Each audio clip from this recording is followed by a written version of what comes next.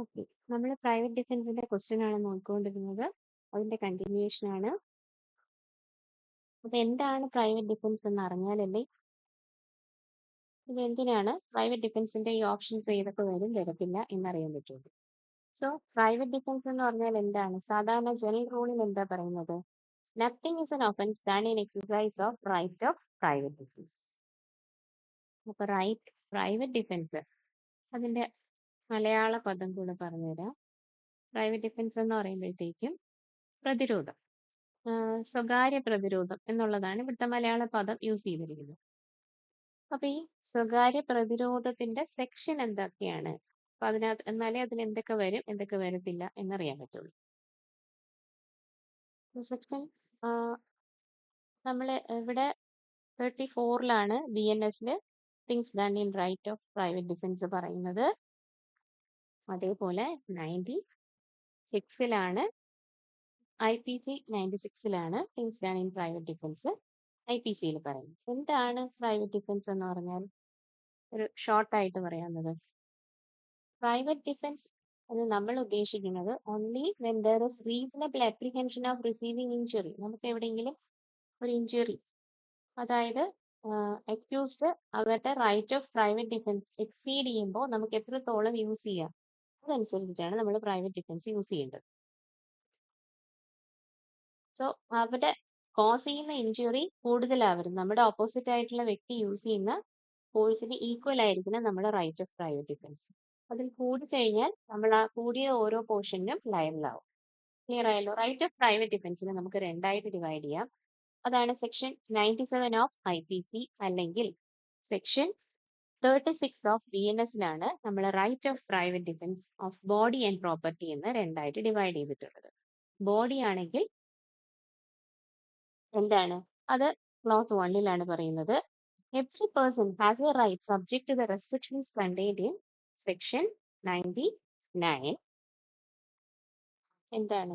To defend his own body. അത് നമ്മൾ IPC പറയുന്നതാണ്. നമ്മുടെ ബോഡി പ്രൊട്ടക്ട് ചെയ്യാനുള്ള എന്ത് റൈറ്റ് ഓഫ് പ്രൈവറ്റ് ഡിഫൻസ്, സ്വകാര്യ പ്രതിരോധനത്തിന് നമുക്ക് അവകാശമുണ്ട്. എന്താണ്? Against our body, the body of any other person, against any offence affecting human body. നമ്മുടെ ഹ്യൂമൻ ബോഡി അഫക്ട് ചെയ്യുന്ന ഒഫൻസിന് അഗെയിൻസ്റ്റ് ആയിട്ട് നമുക്ക് എന്ത് ചെയ്യാം? പ്രൈവറ്റ് ഡിഫൻസ് യൂസ് ചെയ്യാം. അതേപോലെ തന്നെ നെക്സ്റ്റ് പോർഷൻ നമ്മൾ രണ്ടാമത് ഡിവൈഡ് ചെയ്താണ് പ്രോപ്പർട്ടി. പ്രോപ്പർട്ടിക്കകത്ത് എന്താണ്? അത് മൂവബിളും ആയിരിക്കാം ഇമ്മൂവബിൾ പ്രോപ്പർട്ടി ആയിരിക്കാം. Of himself or of any other person, സ്വന്തമായിട്ടോ മറ്റൊരു വ്യക്തിയുടെ against any act which is an offence falling under എന്തൊക്കെ ഒഫൻസ് ഒക്കെയാണ് ഈ പ്രൈവറ്റ് ഡിഫൻസ് നമുക്ക് യൂസ് ചെയ്യാൻ പറ്റുന്ന ഒഫൻസുകൾ ഏതൊക്കെയായിരിക്കണം? ഒന്ന് തെഫ്റ്റ്, രണ്ട് തെഫ്റ്റ് അല്ലെങ്കിൽ റോബറി അല്ലെങ്കിൽ മിസ്ചീഫ് അല്ലെങ്കിൽ ക്രിമിനൽ ട്രെസ്പാസ് അല്ലെങ്കിൽ ഇതിന്റെ ഏതെങ്കിലും ഒരു അറ്റംപ്റ്റ്. നമ്മൾ ഈ പറഞ്ഞ തെഫ്റ്റോ റോബറിയോ മിസ്ചീഫോ ക്രിമിനൽ ട്രെസ്പാസിന്റെ അറ്റംപ്റ്റ് നടത്തിയാലും നമുക്ക് എന്ത് ചെയ്യാം? Right of private defence against property ഉണ്ട്. So right of private defence clear ആയല്ലോ? അത് നമ്മളെ ക്ലാസ്സിൽ ഇലസ്ട്രേഷൻസ് ഒക്കെ ഡിസ്കസ് ചെയ്യാം. അപ്പൊ ക്ലിയർ ആയിട്ട് അതേപോലെ നമുക്ക് റൈറ്റ് ഓഫ് പ്രൈവറ്റ് ഡിഫൻസ് ആർക്കൊക്കെ എഗെയിൻസ്റ്റ് ആണ് നമുക്ക് കിട്ടുന്നതെന്ന് എവിടെയാ പറയുന്നത്? സെക്ഷൻ 36 ഓഫ് BNSലാണ് പ്രൈവറ്റ് ഡിഫൻസ് എഗെയിൻസ്റ്റ് ഹൂം എന്നുള്ളത് പറയുന്നത്. ആർക്കൊക്കെ എഗെയിൻസ്റ്റ് ആയിട്ട് നമുക്ക് പ്രൈവറ്റ് ഡിഫൻസ് യൂസ് ചെയ്യാം?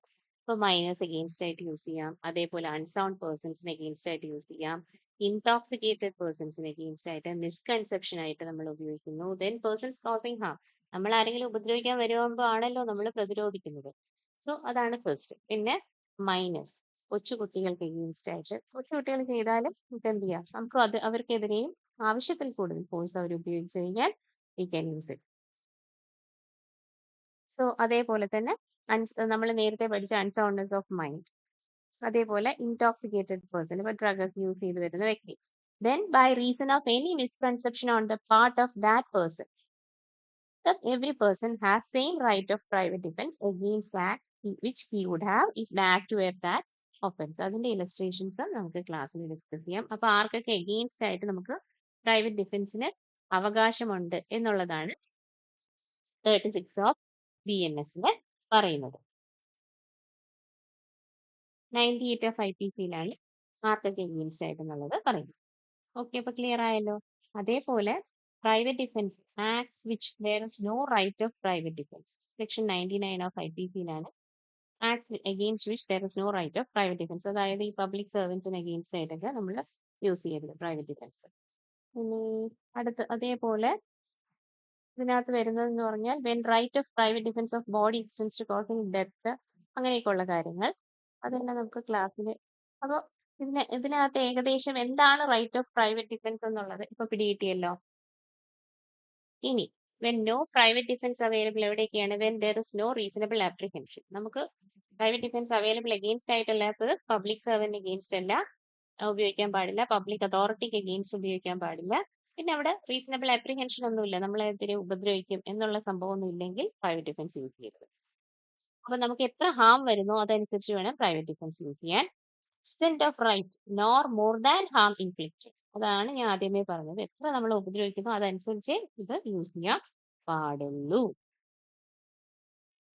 അപ്പോ ഇത്രയൊക്കെയാണ് 35, 36, 37 മൂന്നായിട്ട് ഡിവൈഡ് ചെയ്തത്. നമുക്ക് പ്രൈവറ്റ് ഡിഫൻസ് ആർക്ക് വേണ്ടി, പ്രൈവറ്റ് ഡിഫൻസ് ഫോർ വാട്ട്, എന്തിനു വേണ്ടി, ആർക്ക് വേണ്ടി, പിന്നെ ആർക്കൊക്കെ എഗെയിൻസ്റ്റ് ആയിട്ട്, അതാണ് സെക്ഷൻ 36 പറയുന്നത്. Private defence against whom. അതേപോലെ 37 പറയുന്നത് when no private defence available. അപ്പൊ നമുക്ക് 35, 36, 37 ഇങ്ങനെ മൂന്നായിട്ട് ഡിവൈഡ് ചെയ്ത് പഠിക്കാം.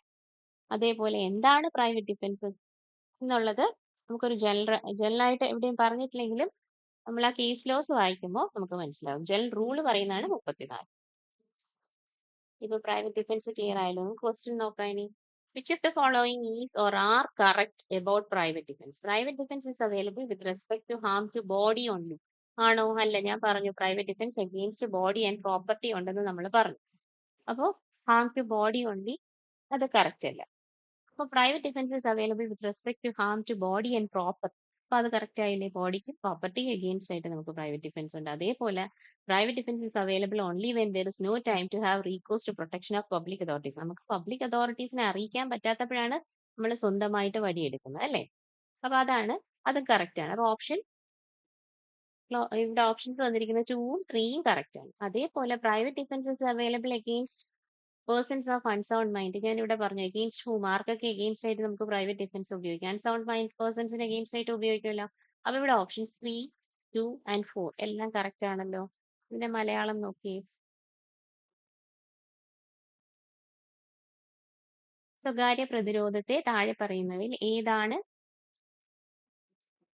ശരി? അപ്പൊ ശരീരത്തിന് ഹാനികരമായ കാര്യങ്ങളിൽ മാത്രം സ്വകാര്യ പ്രതിരോധം ലഭ്യമാണ്. ശരിയല്ലല്ലോ, തെറ്റല്ലേ? അടുത്ത, ശരീരത്തിനും സ്വത്തിനും ഹാനികരമായ കാര്യങ്ങളിൽ സ്വകാര്യ പ്രതിരോധം ലഭ്യമാണ്. ശരിയാണല്ലോ. പൊതു അധികാരികളുടെ സംരക്ഷണം നേടാൻ അല്ലെങ്കിൽ തേടാൻ സമയമില്ലാത്തപ്പോൾ മാത്രമേ സ്വകാര്യ പ്രതിരോധം ലഭ്യമാകൂ. കറക്റ്റ് അല്ലേ? മാനസികാവസ്ഥ ഇല്ലാത്ത വ്യക്തികൾക്കെതിരെ സ്വകാര്യ പ്രതിരോധം ലഭ്യമാണ്. ഓക്കെ അല്ലേ? അപ്പൊ നമ്മുടെ ഓപ്ഷൻ ഡി അല്ലേ കറക്റ്റ്? 2, 3, 4 ക്ലിയർ ആയല്ലോ.